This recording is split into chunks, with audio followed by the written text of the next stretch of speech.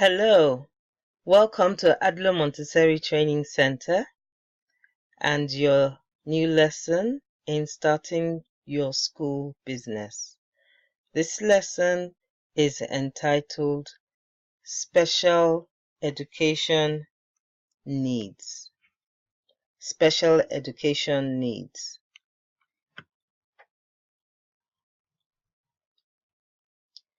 Special education needs in schools.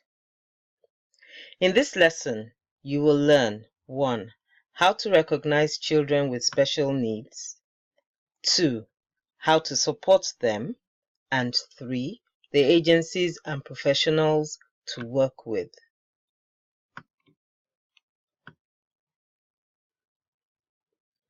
Now, what is special education? What is special education needs? Children with disabilities or learning difficulties require special attention and different approaches to help them. So we know that all children are different. All fingers are not equal, and children do not develop at the same rate. It is important to note several things: that there will be children that are born with disabilities.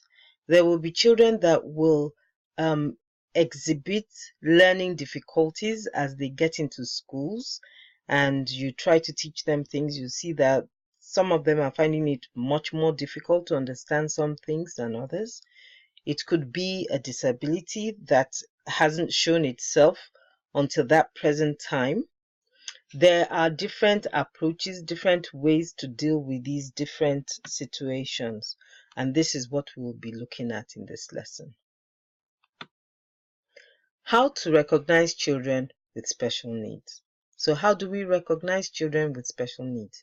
Now, it's important to know that in child development, every child is unique, as we've said. You must know the difference between the normal milestones, variations, and be able to recognize delays. What do I mean by this? Now, children have milestones that they're supposed to hit. For example, we all know that children will sit down, usually between the months of 4 for the very early ones and 6, they should be sitting down. They start crawling by the time they're 9 to 11 months. By the time they're 12 months to 18 months, they're already standing on their feet and they've started taking baby steps. Some of them are actually walking. They start running thereafter. So there are milestones children are supposed to hit. Now, within the time frame that children are supposed to hit these milestones, you have a lot of variation. They don't hit them at the same time. So, if, for example, a child is not sitting at 4 months, it may not be a problem, but keep your eyes on it. If the child is not sitting at 8 months, 10 months, by that time you should have gone to see the doctor and you should start processes of finding out why there is something wrong. This is what I mean. There will be delays.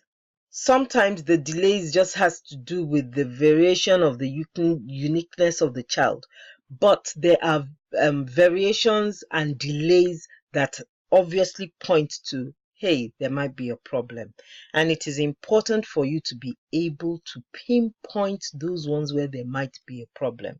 If, for example, you're trying to teach children colors and you've been teaching colors for 6, 8 months, and the child cannot differentiate between black and white, nor the primary colors that you've been showing them, yellow and red and blue, then it is obvious that the child might be colorblind, and it is time to point that out to the parents so that they can get to the doctors and actually check it out. Not to frighten them or anything, but it is much better to know, so that if it's something, because some of these things can be corrected if they're caught early, but if you don't catch them early, by the time the child is 6 years old and you're now talking about the child is colorblind, well, the child will be colorblind for life most likely, until when they change things. So it's much better for us to be able to recognize those delays when they're actually delays, and not to frighten parents when they're just variations in development.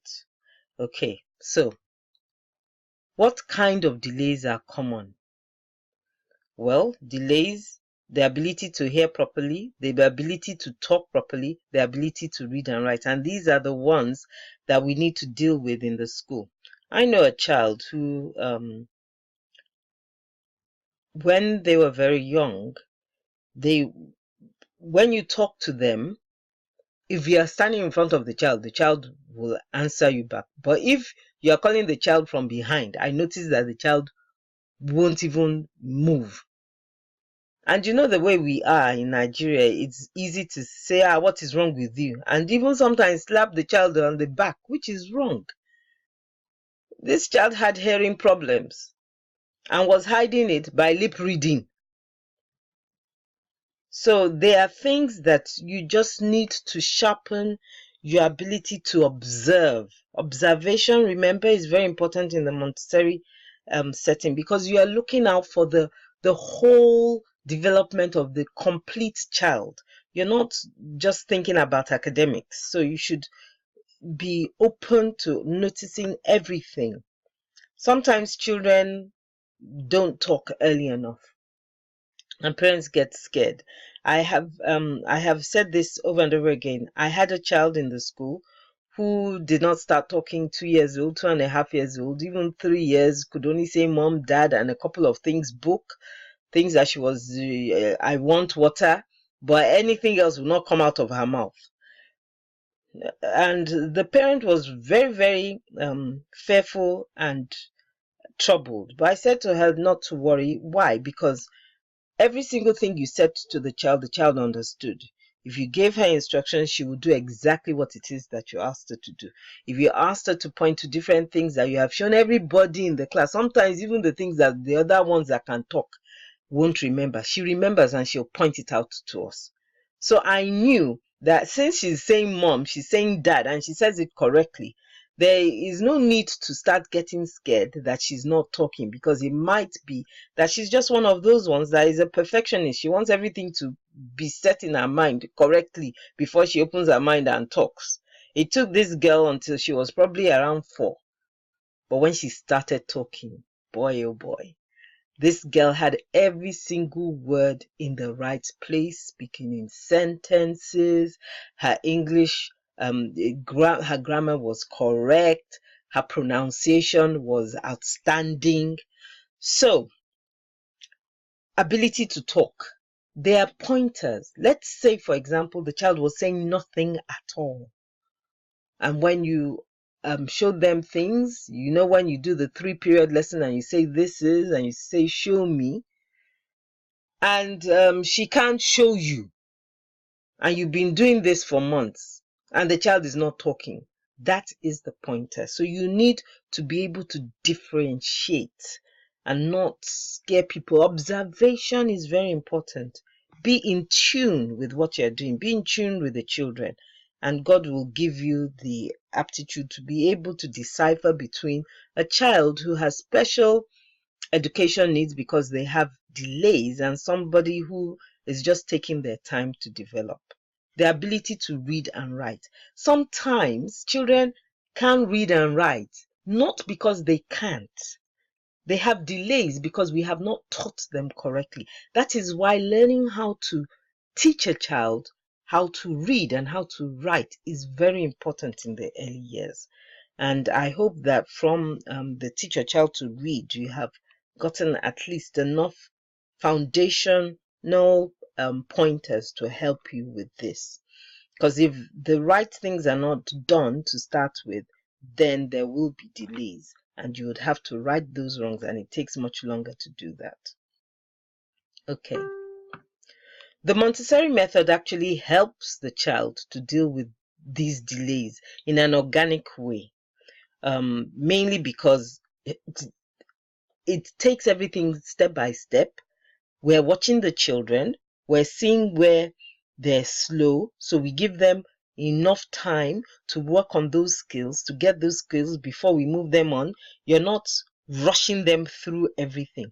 It's very important to have this down, because once you have this down, you may have a child who would have gone to a traditional school and would have struggled. But just because they happen to be in a Montessori school and you're doing what you're supposed to do, the child has no problems. Remember that you take each child from where they are to where they need to be. You do not put them on the same platform and you teach them the same thing and you just move on the next week to teach the same thing and teach the same thing, building upon very shallow foundations, because the child has not gotten the skills from what you have taught them before. That is why they need the time during your 3 hour, maybe it's 1.5 hours to 3 hours that you give them on a daily basis to work on the materials. It's so that they can develop those skills. Once the child has the skills, they will be able to move on. So organically, you can deal with a lot of these delays just by allowing the children to build upon their skills, to repeat the same things that you have taught them, you've shown them how to do, so that you may not require any intervention at all. Okay. Moving on.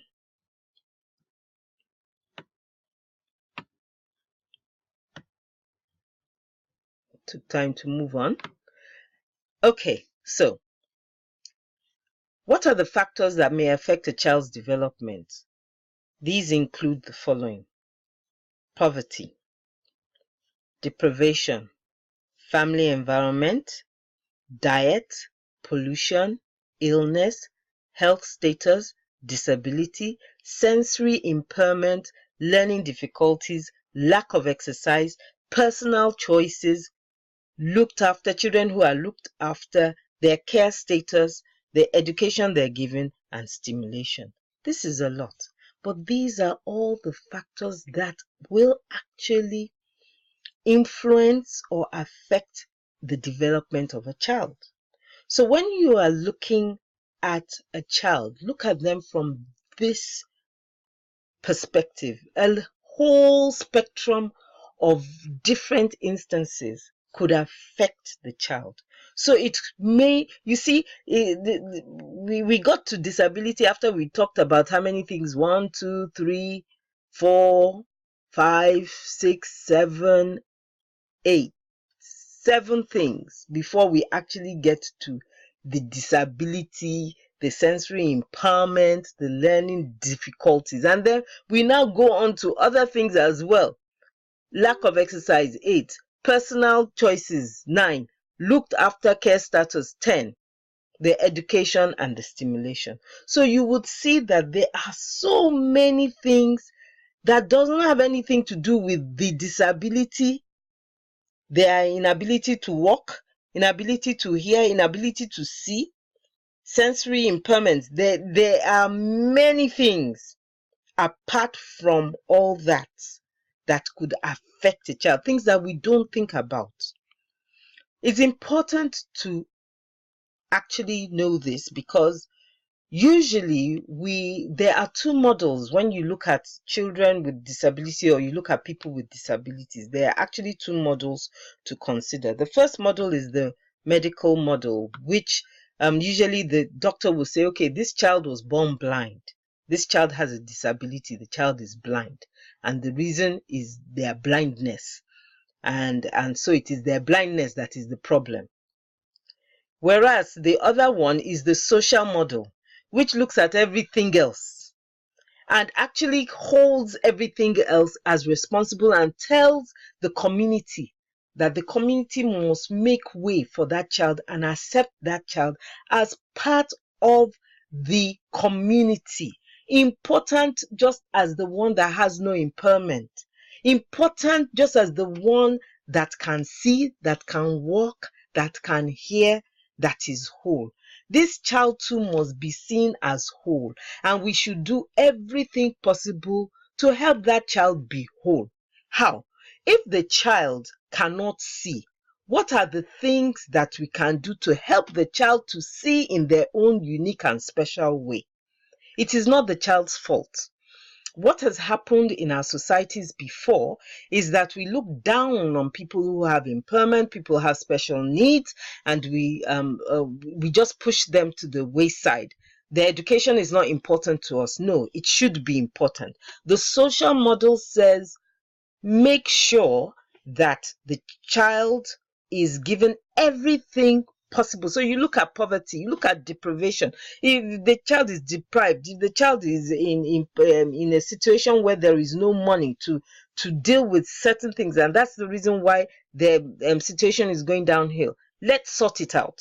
So that is the way we look at things, and therefore every child needs to be treated in such a way that they can get the best of the education you are providing in your school. Okay.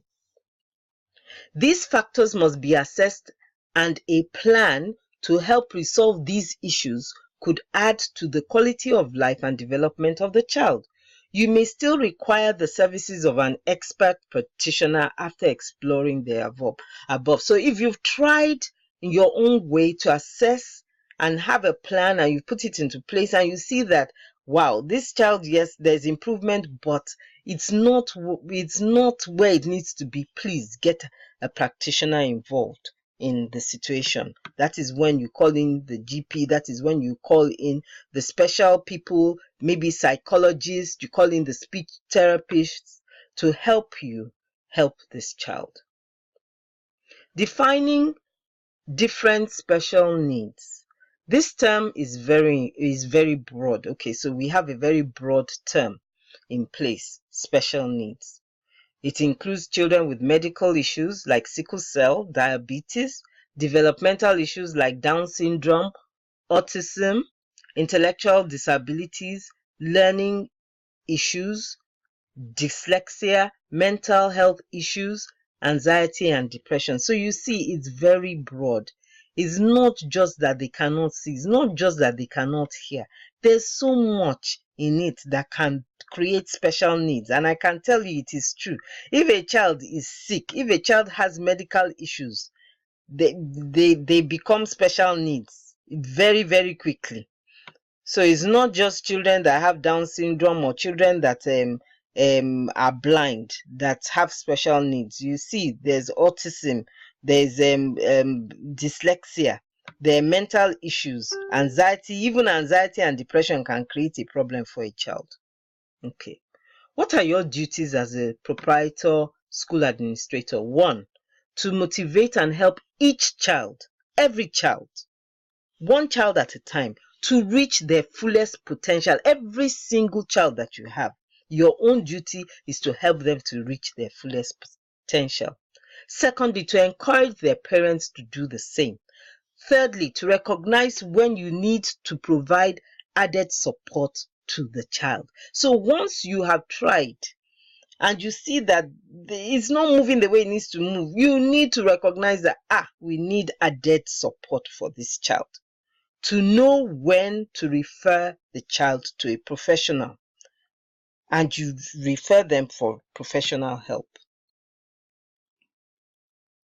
Okay, I just want to end this with giving you at least some professional centers that are in existence in Nigeria. This is not a definitive list. There are only a few that I've even mentioned here, 1 or 2, just so that you know that they are there and you can always call upon them. If you need more help, please do contact me and I can send you more details. But for the purpose of this lesson, there are a few places that I've mentioned.